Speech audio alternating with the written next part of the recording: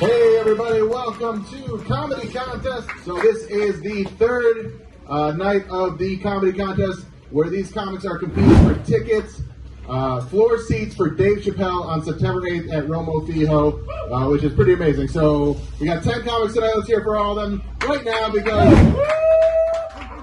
I also just remember there's 11 tonight. So, sorry comics, your odds went down. Remember, keep the table talk to a minimum. Don't heckle or anything like that. Let me introduce our judges right now from the Boogered Up podcast. We got Travis Brown and Cody Ray. You guys ready to get this thing going? Right now, please welcome your first contestant of the evening. Please welcome Bill Stone. Woo, all right, yeah, I'm gonna come at you with that big dick energy.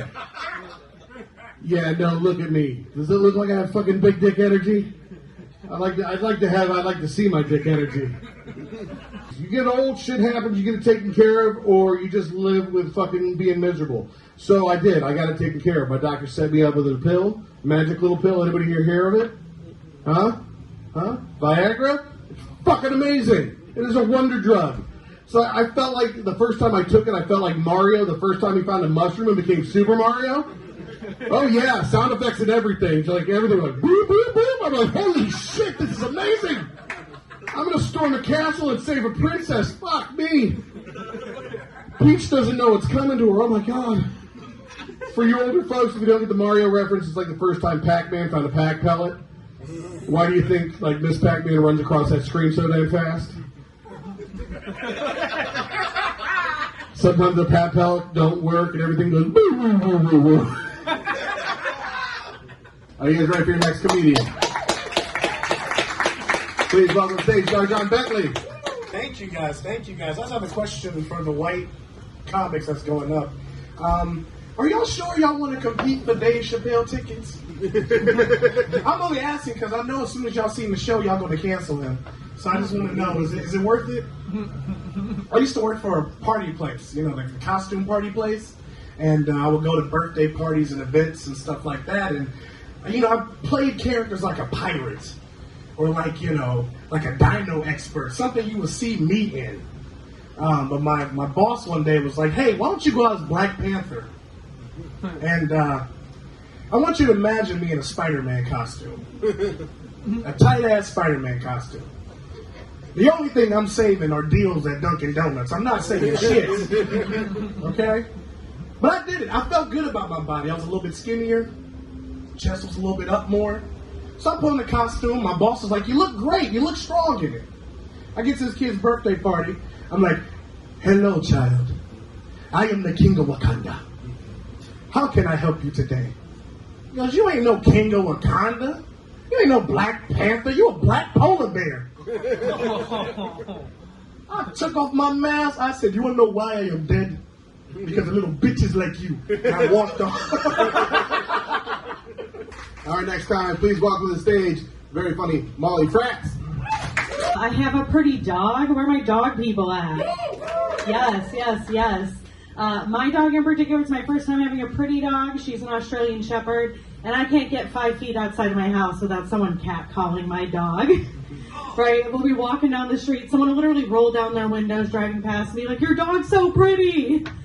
And it's starting to make me feel a little insecure. Because just like one time I'd love someone to roll down their window and yell at me that I'm so pretty while I'm taking a shit on the street corner. Do you guys remember during the pandemic when everyone was singing songs to wash their hands to make sure they did it long enough? I wrote a song about scooping the toilet paper out of my vagina. Do you want to hear it? Yes, awesome. Okay, it goes, scoop, scoop, yum, yum. Molly's Tacos Premium, scoop, scoop, yum, yum. Molly's about to get her some, come. Yes. Thank you. Next comic. He's probably the youngest contestant tonight, but he's still just as funny as everybody else. Put your hands together for the very funny Elijah Nevels. Aliens are real, and we all here at East End tonight. That shit's crazy. Y'all discussing that. I just asked, they go to Christopher Columbus our shit. Y'all know that, right? I just asked if they do come and we gotta run that little slavery shit back. I just asked that they make me a breeder. No, don't laugh at me. The job got to be done, and I feel like I got the best game. If anybody wants this up for discussion, y'all can bring y'all stuff to the table and we can discuss it out. But for now, I feel like it's me. I'm 19. I've always been a late bloomer, man. Since I was a kid, I sucked my thumb till I was 13 and wet the bed. I was clumsy. I was falling all over the place. I was basically Joe Biden now. I didn't get my first kiss till I was 17, so like a year and a half ago, I didn't get my shit. Yeah. So who's talking junk back there? I got my shit. You got it out the way. Told my brother, I only got it because I was going to be damned if I was 18 with her first kiss. So I told my brother, I was like, hey, dog, you got to get me right. And my brother told me, he was like, well, there's this girl at school named Tatiana, and Tatiana will kiss anybody.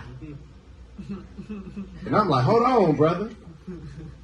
I'm anybody. So where is she at? You feel me? He told me she was going to be at this party. We go to a party. I found Tatiana at the party. My first party I ever go to. We walk in, a bunch of beautiful women, and I saw Tatiana in the back, and I knew it was her because there was a line of about 6, 7 other dudes just like me. So I get in line, right? I get in line. I'm talking with the other dudes, and it's like, you nervous? I'm like, a little bit. It's my first kiss. I am nervous, but 45 minutes went by. It's finally my turn. That's not crazy, okay? I know niggas who drove more than 45 minutes for some shit. I'm in one spot, nigga. You wasting gas. Unlethal way. I got my shit. It did taste like alcohol and salt, but we got it out the way. We did. I told my brother, I was like, hey, bro, I got something to tell you. And he was like, well, nigga, I got something to tell you. And I'm like, all right, well, I think what I got to tell you is way crazier than what you got to tell me, so I'm going to let you go first. He's like, all right, well, I just got some head from Tatiana. I'm like, whoa! You mean the same Tatiana that I was mad as hell. Because I didn't know head was an option. You mean to tell me I'm sitting in line for 30 minutes and ain't get the full experience? Our next comic, he's one of the funniest guys in the city. Put your hands together for Steve Murs. Hey, you guys know how, like, red flags are bad, right? Yeah. Red flags bad. Green flags are good, right? Well, some green flags are bad. Have you ever seen Saudi Arabia's flag before?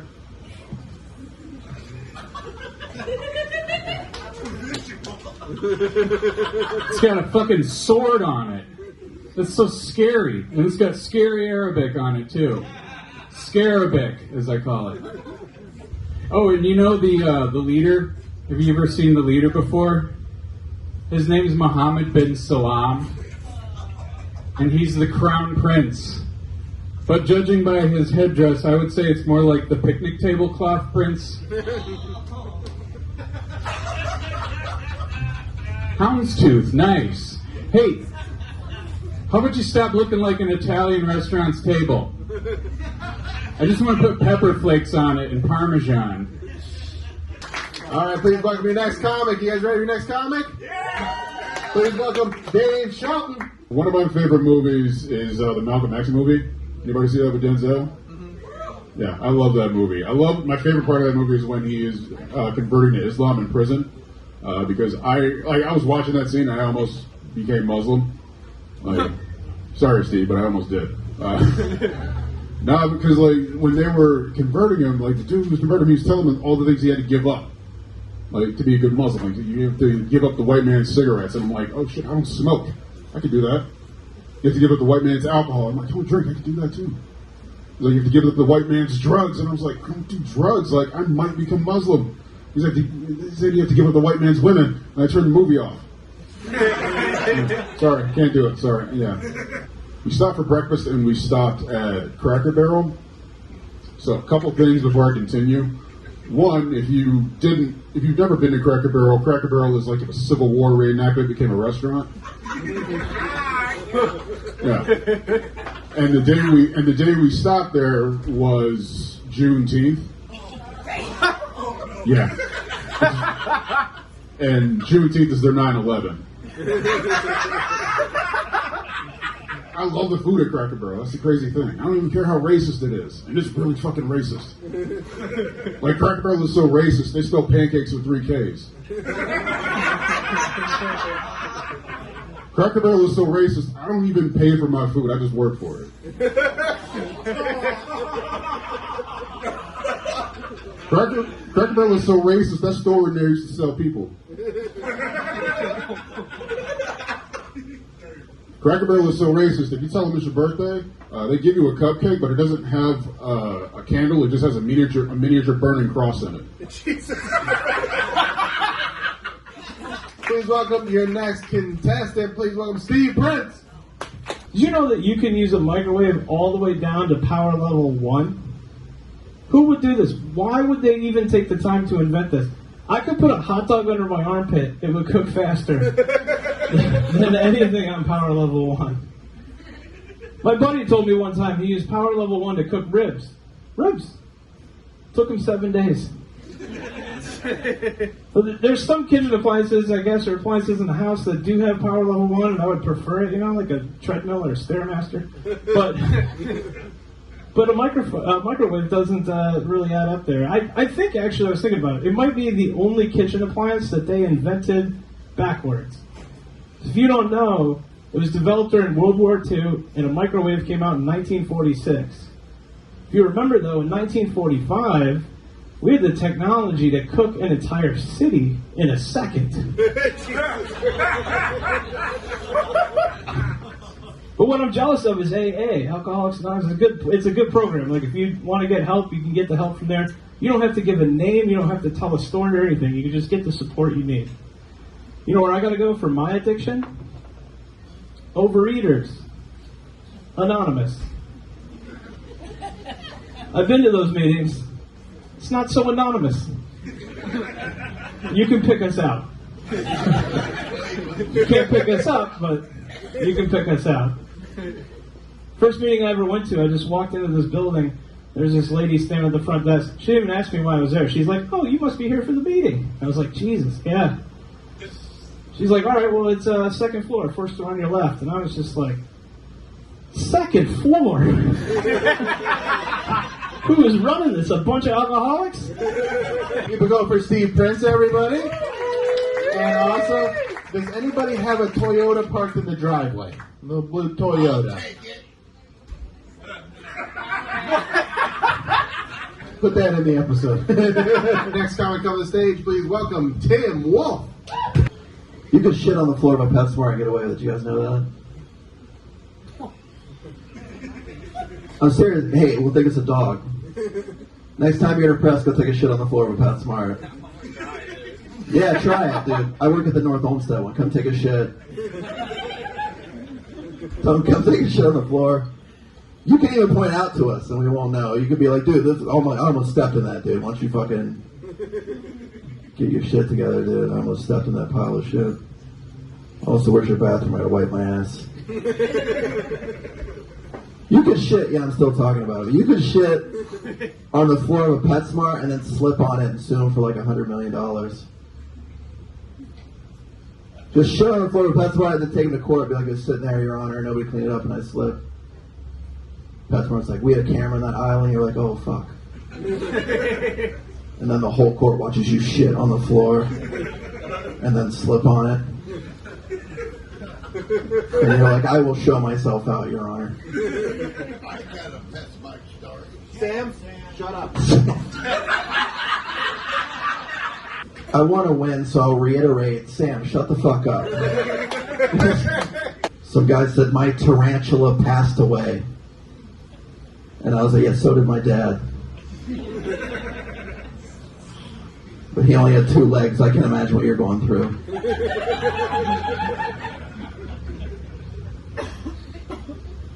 Some guy came up to me, he said, "My tarantula stopped crawling on my face."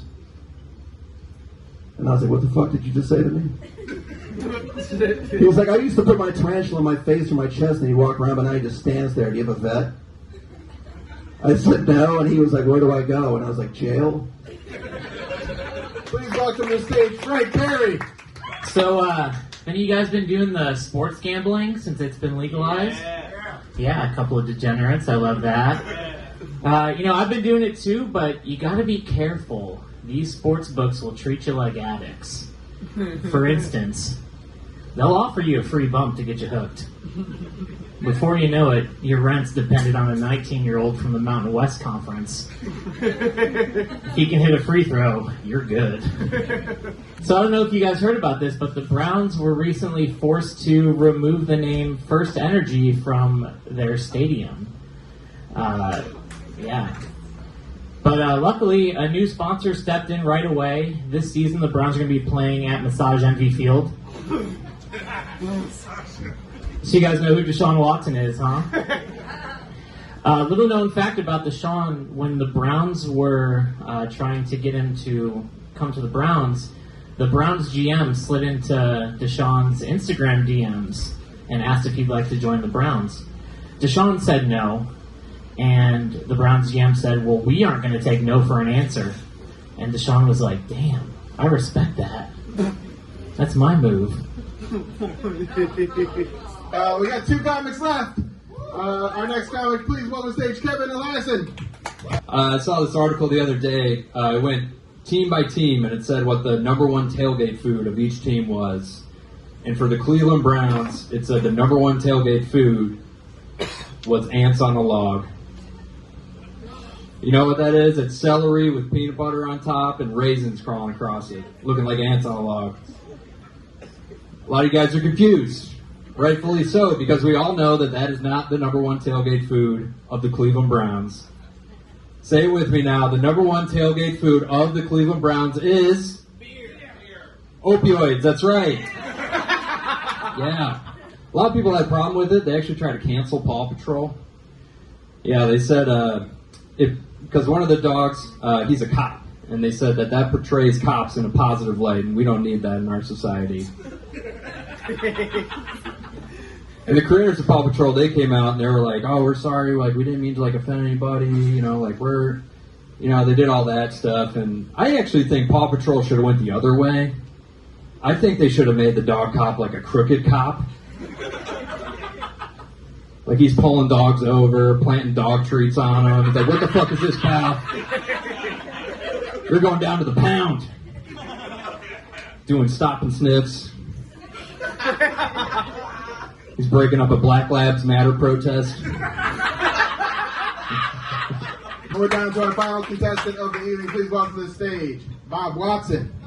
People are excited they can grow meat in a lab now. My wife's been growing my meat for years. In our sex lab. You ever think you're the Gareth Jones of your house? Like, if I died in no time, my wife would be remarried to some doctor who's better looking, with a longer dick.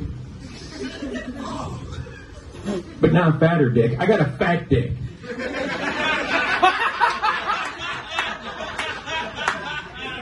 Some people are thanking Jesus for their bidet. You guys know about this? European. It sprays water on your tush after a poop. This is like spraying water on peanut butter.